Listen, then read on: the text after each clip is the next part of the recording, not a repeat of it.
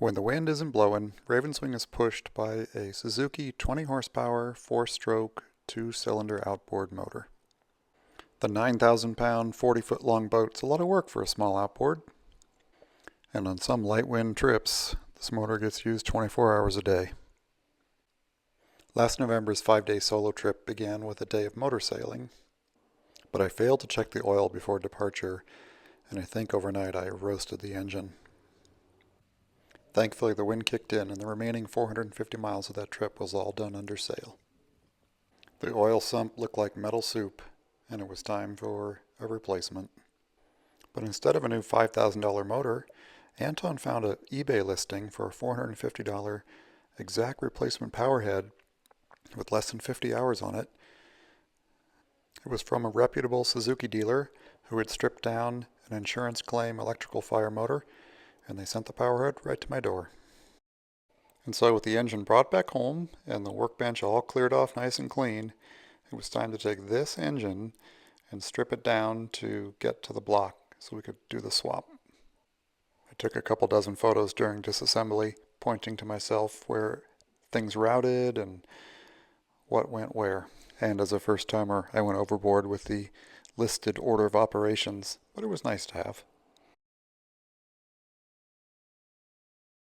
It took about 3 hours to strip off all of the fuel, electrical, and mechanical accessories, get everything laid out on the table, and clean the block off. Okay, the first 9 power head bolts came free. Here's the last one. Cross your fingers, everybody.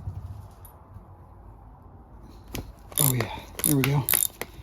Okay, that's it. That's the worst of it. This thing should come apart now.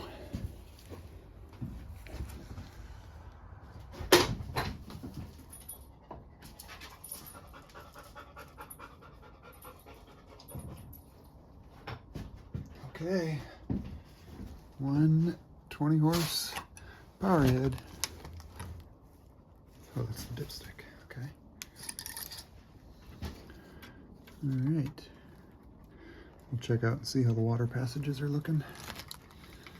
The poor thing's dead. Came off cleanly.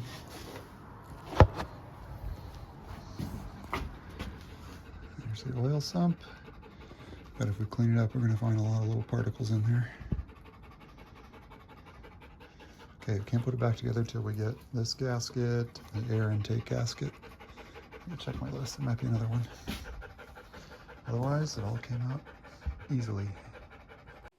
We worked really carefully to clean out the oil sump to get any metal deposits out.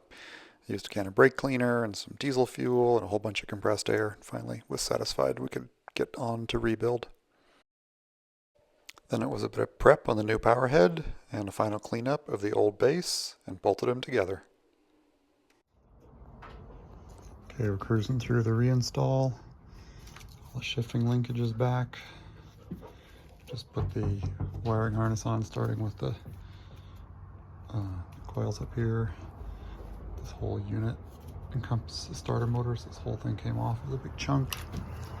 There's all fuel control. Do that next. Right now we're working on the computer and spark side.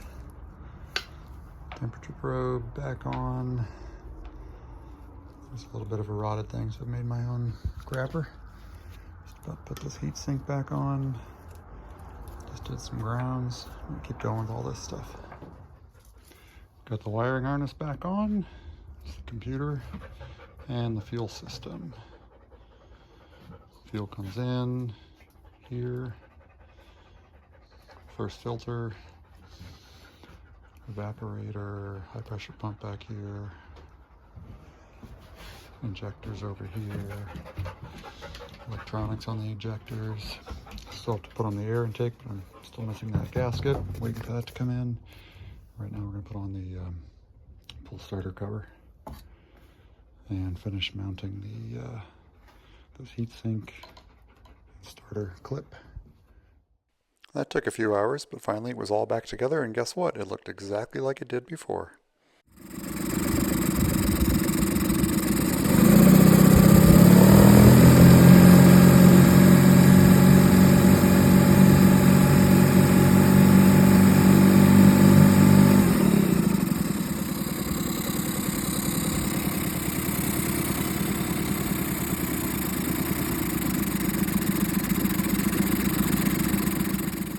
Well, Ruby thinks it's about time we get this motor back to the boat in Mexico, but just to be safe, I'm going to scrounge up a local boat, give this thing a little test run on the bay. Thanks for watching.